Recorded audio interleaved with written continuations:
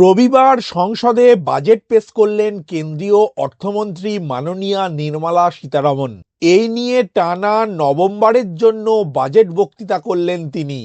Budget ঘোষণার আগে থেকেই 2026-27 আর্থিক বছরের ব্যয় বরাদ্দকে কেন্দ্র করে আম জনতা থেকে শুরু করে শিল্প সংস্থার মধ্যে চড়েছিল প্রত্যাশার পারদ। কিন্তু রবিবার সকাল 11টা নাগাদ সংসদে বাজেট বক্তৃতা শুরু করেন নির্মলা সীতারমণ। তার আগে প্রথামাফিক রাষ্ট্রপতির কাছে যান তিনি। তবে অর্থমন্ত্রীর বাজেটে প্রত্যাশা পতন হয়েছে। অন্যদিকে বাংলা নিয়েও তেমন কোনো বড় ঘোষণা নেই। আবার করদাতারাও হয়েছেন হতাশ। তবে নিয়ম মাফিক কিছু জিনিসের দাম কমতে চলেছে, বাড়তেও চলেছে বেশ কিছু জিনিসের দাম। নমস্কার বন্ধু, আপনাদের সাথে আমি অনিমেষ। আপনারা এখন দেখছেন কুন্ডু টেলিকম ইউটিউব চ্যানেল। চলুন শুরু করা যাক আজকের আপডেট। সরকার বিশেষ কিছু ঔষধ, বৈদ্যুতিক যানবাহন এবং চামড়াজাত পণ্যের মতো বেশ কয়েকটি পণ্যের উপর শুল্ক কমিয়েছে, ফলে সেগুলি সস্তা হচ্ছে। অন্যদিকে ঘড়ি এবং অ্যালকোহলযুক্ত পানীয় সহ বিলাসবহুল পণ্যের উপর আরও কর আরোপ করা হবে, যার ফলে সেই সব পণ্য আরও দামি হবে। আজকের আপডেটের এই ভিডিওর মাধ্যমে এক নজরে দেখে নিন 2026-27 অর্থবর্ষে কোন কোন জিনিসের দাম বাড়ছে এবং কোন কোন জিনিসের দাম কমছে। 2026-27 সালের বাজেটে কেন্দ্রীয় অর্থমন্ত্রী মাননীয়া নির্মলা সীতারমণ ঘোষণা করেছেন শুল্ক কমানো হবে বিমানের যন্ত্রাংশের উপর, ফলে বিমানের যন্ত্রাংশের দাম কমবে। 2. বেশ কিছু বৈদ্যুতিন পণ্য যেমন মাইক্রো ওভেনের যন্ত্রাংশের উপরও শুল্ক কমানো হয়েছে, অর্থাৎ দাম কমবে মাইক্রো ওভেনের। 3. বেশ কিছু ঔষধ সস্তা হতে চলেছে। 17টি ক্যান্সারের ওষুধে আমদানি শুল্ক কমানো হয়েছে, ফলে ওই ওষুধগুলির দাম কমবে। ক্যান্সারের পাশাপাশি 7টি বিরল রোগের চিকিৎসায় ব্যবহৃত ঔষধও চিকিৎসার ক্ষেত্রে শুল্ক থেকে ছাড় পাবে। দাম কমবে মধুমেহ রোগের কিছু ঔষধেরও। 4. শুল্ক কমানোর ফলে বৈদ্যুতিন গাড়ির ব্যাটারি এবং সৌরচালিত প্যানেলের দাম কমতে চলেছে 2026-27 অর্থবর্ষে। 5.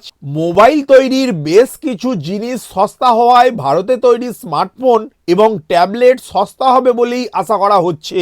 6. 2026 সালের বাজেট বক্তৃতায় দেশের চামড়া রপ্তানিকে উৎসাহিত করার জন্য নির্দিষ্ট কিছু পণ্যে শুল্কমুক্ত আমদানির প্রস্তাব করেছেন অর্থমন্ত্রী, ফলে চামড়াজাত পণ্যের দাম কমতে পারে। 7. শুল্ক কমানোয় বিদেশে ভ্রমণ এবং শিক্ষার খরচও কমেছে, ফলে উচ্চশিক্ষার জন্য বিদেশে যাওয়ার ইচ্ছা রয়েছে এমন অনেকেরই প্রত্যাশা পূরণ হবে বলেই মনে করা হচ্ছে। 8.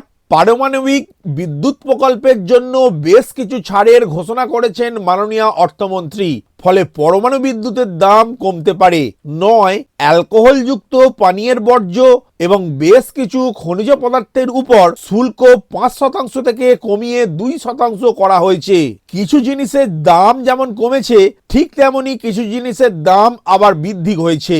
প্রথমত এর মধ্যে প্রথমেই রয়েছে বিলাসবহুল ঘড়ি, অর্থাৎ বিদেশ থেকে আমদানি করা ঘড়ির দাম বাড়বে। 2. আরও ব্যয়বহুল হতে চলেছে বিদেশ থেকে আমদানি করা মদ, ফলে বিদেশি নামী সংস্থার মদ যারা পছন্দ করেন এমন সুরাপ্রেমীদের খরচ বাড়তে চলেছে। 3. সরকার কফি রোস্টিং, ব্রিউইং এবং ভেন্ডিং মেশিনের উপর থেকে ছাড় তুলে নিয়েছে, ফলে আরও ব্যয়বহুল হওয়ার আশঙ্কা থাকছে এই সমস্ত মেশিনের। 4. দাম বাড়তে চলেছে বেশ কিছু সারের। 5. আমদানি করা টেলিভিশন সরঞ্জাম, ক্যামেরা এবং চিত্রগ্রহণের অন্যান্য সরঞ্জামেরও দাম বাড়তে চলেছে। 6. অতিরিক্ত আবগারি শুল্ক কার্যকর হওয়ার পর 10টি সিগারেট সমেত প্যাকেটের দাম সর্বনিম্ন 22 টাকা থেকে 25 টাকা বাড়বে। বড় সিগারেটের প্যাকেটের ক্ষেত্রে প্রতিটি দাম বাড়তে পারে 55 টাকা। প্রসঙ্গত 2026-27 সালের বাজেট বক্তৃতায় কেন্দ্রীয় অর্থমন্ত্রীর মুখে শোনা গিয়েছে আত্মনির্ভর ভারত এবং বিকশিত ভারতের শ্রুতি, অর্থনীতিকে চাঙ্গা করার এবং ভোক্তা ও সাধারণ করদাতাদের স্বস্তি প্রদানের কথা বলে একাধিক ঘোষণা করেছেন তিনি। তবে বিশেষজ্ঞরা মনে করছেন বলার মতো তেমন কোনো বড় ঘোষণা এই বাজেটেই করেননি মাননীয় অর্থমন্ত্রী, ফলে প্রত্যাশা পূরণ হয়নি সাধারণ মানুষের। ভিডিওটি প্রথম থেকে শেষ পর্যন্ত দেখার জন্য ধন্যবাদ। এই ইনফরমেটিভ আজকের আপডেটটি আপনার বন্ধু ও পরিচিতদের জানাতে বেশি বেশি করে শেয়ার করবেন।